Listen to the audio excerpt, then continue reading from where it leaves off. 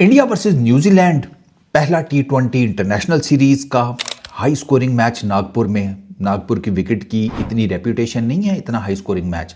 कुल मिलाकर 428 रन बने हैं। Highest aggregate number of runs between India and New Zealand 428। India ने पहले बैटिंग करते हुए 238 रन किए, उनके 7 आउट हुए। न्यूजीलैंड ने रिप्लाई में 190 किए, उनके भी 7 आउट हुए। 48 रन से टीम इंडिया ने मैच हार जिसे कहते हैं जीत लिया। अभिषेक शर्मा साहब, एक शर्मा जी का बड़े वाला लौंडा है, एक ये छोटे वाला लौंडा है। भाई साहब फरमा रहे थे पोस्ट मैच में, ये अभिषेक शर्मा, मतलब शर्म तो नहीं आती वैसे इस बंदे को, कहता मैं अपने आप को बैक करता हूं, मेरे पास इतनी ज़्यादा शॉट्स नहीं है इस वजह से। होता है एक दो बंदों के आगे, दो चार बंदों के आगे, हजारों लाखों करोड़ों बंदों के आगे इतनी ढिठाई से झूठ नहीं बोलते भाई। ग्राउंड के चारों साइड पे तुम शॉट्स मारते हो, स्टेडियम के हर स्टैंड में तुमने कसम खाई हुई है गेंद को फेंकने की, तो तुम तो ये मतलब तुम तो बात ही मत करो कि मेरे पास शॉट्स नहीं है।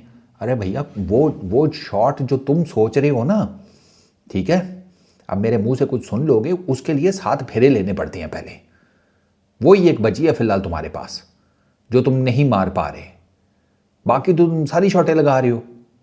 अजीब आदमी है यार, गलत करता है यार। मीटर शॉट कर दिया, भैंस की आंख, 200 250 के स्ट्राइक रेट से मार के रन्स 84, 35 बॉल्स के ऊपर 5 चौके 8 छक्के। न्यूजीलैंड वालों ने पावर प्ले में 2 जल्दी विकेटें गिरा दी पहले 3 ओवरों में। उनको लगा कि भाई साहब गेम ऑन कर लेंगे हम पावर प्ले में। 18 के ऊपर उनकी पहली विकेट गिरी है, 27 के ऊपर उनकी दूसरी विकेट गिरी है 3 ओवरों में। वहाँ लगा कि कुछ हो सकता है, ठीक है। ये भाई साहब पावर प्ले के आखिरी 2 ओवरों में मेरा ख्याल है को 30-35 रन मार के इन्होंने पावर प्ले लगा दिया सीधा जाके 70 रन का, 68 टू बी एग्जैक्ट। और अभी कह रहे हैं शॉट्स नहीं है। 8 छक्के मारे हैं, 5 चौके मारे हैं। ये मुंह से फूके मार मार के गेंदे बाउंड्री तक पहुंचाते रहे हो हैं। क्या आजिज़ी है भाई। 240 का स्ट्राइक रेट है। ये मैं इंडिया का ना आज देख रहा था ऊपर से लेके नीचे तक। ऑनेस्टली स्पीकिंग ये इनका परफेक्ट टेम्पलेट है वर्ल्ड T20 के लिए। इनके पास ऊपर अभिषेक शर्मा है जो इनका पावर प्ले तगड़ा लगा कर देता है, 6 ओवरों में 70 रन आज देख लो। इनके पास नीचे आ गया है रिंकू सिंह जो इनको फिनिश अच्छी करके दे सकता है। मिडल ऑर्डर में तो they already have Dube, Ishan Kishan, Surya Kumar Yadav, Hardik Pandya. तो इनको टॉप पर भी एक बंदा मिल गया तगड़ा स्टार्ट देने वाला, इनको बॉटम में भी बंदा मिल गया तगड़ा फिनिश करने वाला। रिंकू सिंह 44, 20 बॉल्स के ऊपर 4 चौके 3 छक्के, 220 का स्ट्राइक रेट। मेरा ख्याल है रिंकू ने ना आज कुछ एक वो इसने क्या ड्रॉप किया चैपमैन का, वो पता नहीं कैसे कर लिया, समझ नहीं आई मुझे। वरना रिंकू सिंह साहब ने पहले ये 220 के स्ट्राइक रेट से रन्स मारे सर। उसके बाद फील्डिंग में हर जगह ये नज़र आ रहा है, चौके रोक रहा है। एक छक्का रोक लिया, चलो वो चौका हो गया, 2 रन फिर भी रुक गए, ठीक है। डाइवें ये मार रहा है। एक टाइम आया था कि मैं ना इतना वो हो गया था कि मेरा बस नहीं चल रहा था, मैं टीवी के अंदर घुस के देखूं ये ग्राउंड में 2-3 रिंकू तो नहीं फील्डिंग कर रहे। और भैंस की आंख जिधर गेंद जाए, जिधर कैमरा जाए, यही नजर आए फील्डिंग में। मैं कहा बाकी किधर गए बे, ग्राउंड में इसी को तो नहीं कहा गया। अरे ये कर लेगा अकेला, आओ जूस भी कराते हैं। ये चला है आज इनका, ये इनका परफेक्ट टेम्पलेट है to be very honest. India को इस टेम्पलेट के साथ जाना चाहिए। इनकी कोई ऐसी चीज़ नहीं है कि जिसका ना वो टिक मार्क नहीं है। संजू सैमसन ने 10 रन किए, 2 बाउंड्रीज लगाई, eventually he got out. Abhishek Sharma वो सर 12 ओवरों तक रहा है तकरीबन, और उसने 12 ओवरों में तकरीबन 150 कर दिया था टीम इंडिया का। टीम इंडिया 180 प्लस थी 15 ओवर्स में, आप इससे अंदाज़ा लगा लें। और न्यूजीलैंड चेजिंग में ना टीम इंडिया से हर मोड़ के ऊपर पीछे रहा है थोड़ा, इसी वजह से एंड पर भी पीछे रह गया। और right at the start they needed a very heavy duty power play, वो उनको नहीं मिला। वो इंडिया के बराबर वाला पावर प्ले भी नहीं था। इंडिया के बराबर वाला पावर प्ले होता तो ये जो हारने का मार्जिन है ना ये थोड़ा और कम होता। अभिषेक और रिंकू की मुझे जो चीज़ पसंद है, अब है क्या डिफरेंस आप देखें ज़रा। एक पावर प्ले में एरियल शॉट्स मारता है, 30 यार्ड पार कराता है, चौके छक्के निकालता है, मोस्टली उसका लगा हुआ शॉट स्टैंड्स में ही जाकर गिरता है। 30 यार्ड का तो मैं ज़रा एक जिसे कहते हैं ना बस खुलासे के तौर पर ही इस्तेमाल कर रहा हूँ। मोस्टली उसका लगा हुआ शॉर्ट स्टैंड में ही जाकर गिरता है। तो क्या 30 यार्ड और क्या 50 60 70 मीटर की बाउंड्री, उसका ऊपर ये है, मारो, ठीक है ना। कल कुछ नहीं होता, अभी मारो, उसका ये है। आप रिंकू की तरफ आए। अब रिंकू के पास क्या है, रिंकू को ये पता होता है कि यार एक तो ना रिंकू को पता है कि जब मैं जाऊंगा ना बैटिंग करने, दायरा खुला हुआ है, बाउंड्री के ऊपर फील्डर्स हैं। तो रिंकू की दो चीज़ें हैं, रिंकू एक तो छक्के तो मार ही सकता है, रिंकू चीकी शॉट्स बड़ी ज़बरदस्त खेलता है और वो चीकी शॉट से गैप फाइंड करता है। मतलब विकेट के आगे आके यूं कर देगा, फाइन लेग आ गई है, चलो जी उसके ऊपर से टाप दिया, ठीक है, अपर कट खेल के थर्ड मैन के ऊपर से, शॉर्ट थर्ड मैन के ऊपर से टाप दिया, पॉइंट के ऊपर टाप दिया, ठीक है, कवर्स के ऊपर से निकाल दिया।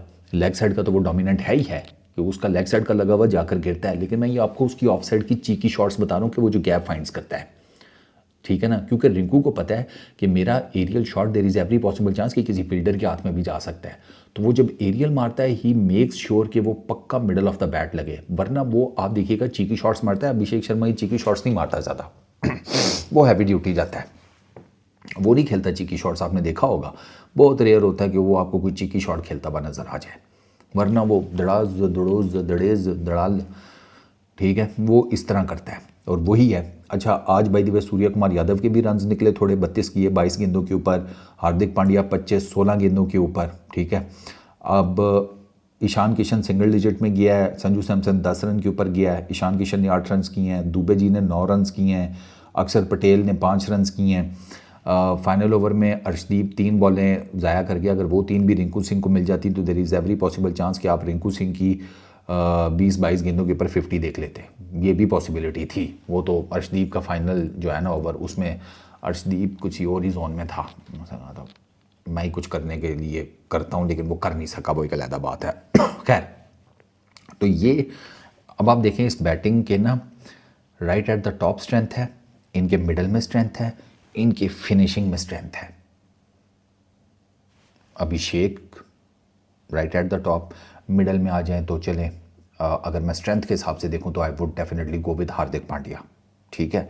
आप एंड पर आ जाएं तो you have Rinku Singh.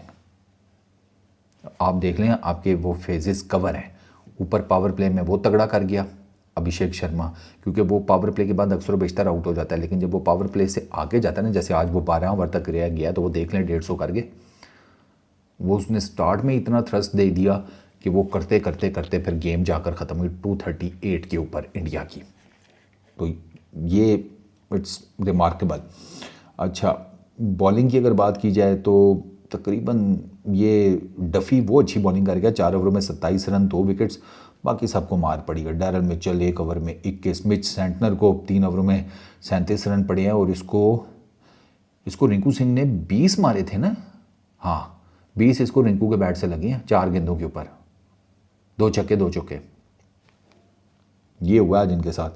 Glenn Phillips 1 over में 20, जेमिसन ने 2 विकेट्स लिए लेकिन 54 रन पड़े हैं उसको, 13.5 की इकॉनमी। क्लार्क 4 ओवरों में 40, इसका एक डेब्यू था, 1 विकेट लिया, ठीक रह गया ये भी। बाकी तो भाई कुट प्रोग्राम है, वो आपको रन्स देख के ही पता चल जाएगा। न्यूजीलैंड की तरफ से रॉबिन्सन 21, फिलिप्स अच्छा खेला है, 78 किए हैं 40 बॉल्स के ऊपर, फिर चैपमैन 39 किए, इसके रन्स नहीं थे, ये तो कैच ले लेता रिंकू तो ये जल्दी निकल जाता। डैरल मिचेल ने 28 किए हैं, अच्छा सेंटनर ने 20 किए हैं, और टोटल मिलाकर 190। तो इनकी बैटिंग में ना वो चीज़ नहीं थी। हालांकि अगर मैं इंडिया की बॉलिंग की बात करूँ, अर्शदीप 4 ओवर्स 31 रन, ठीक है, हार्दिक पांड्या को 2 ओवरों में 20 रन पड़ गए, Jasprit Bumrah 3 overs 29 run, a bit जिसे कहते हैं not a day for Jasprit Bumrah, ठीक है। अक्षर पटेल 3.3 ओवर्स 42 रन, उसको आज मार पड़ी है, 1 विकेट ली, और प्लस उसको लगी भी है। आई होप कि वो उसके अंगूठे पे अर्शदीप के लगी और इसके अक्षर पटेल के लगी है, तो लेट्स सी, वो अभी उसकी तरफ से भी कोई रिपोर्ट नहीं आई, होपफुली आगे कंटिन्यू करे। Varun 4 overs 37 run 2 wickets, Shivam Dubey 3 ओवरों में 28 रन 2 विकेट्स। अभिषेक शर्मा ने वो 3 बॉलें कराई, अक्षर पटेल की जो कमी है उसको पूरा किया, तो वो 3 गेंदों के ऊपर उसने 3 रन खाए। तो bowling was again good enough from team India. हालांकि मज़ेदार बात है, नागपुर में 140-50 है एवरेज स्कोर। नागपुर में टीम बैटिंग फर्स्ट जो है वो if I am not wrong तो 15 में से 9-10 मैच जीती हुई है।